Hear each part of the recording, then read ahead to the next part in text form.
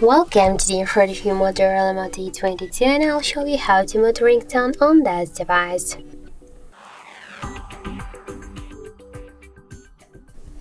First, open the settings application and then tap to the sound section. Here you will see ringtone volume panel. Just to mute ringtone, you should hold and swipe to the left side, this dot, and that's it.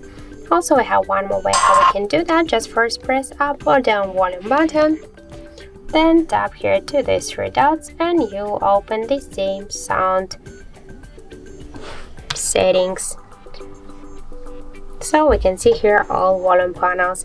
By the same way, just swipe to the left side this dot on the ring volume panel and tap to down to save the changes.